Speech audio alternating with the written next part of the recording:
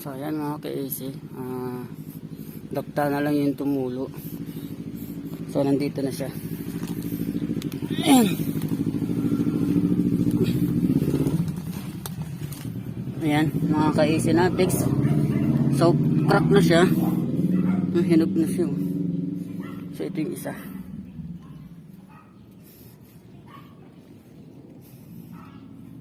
Kuhanin natin yung isa.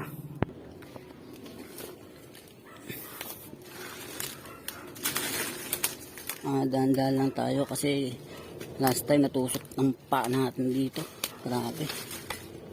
Hindi ko mailakad. So, tabi-tabi po. So, ayan mga ka-AC, meron ditong punso. Ayan, may punso dito. So, ayan.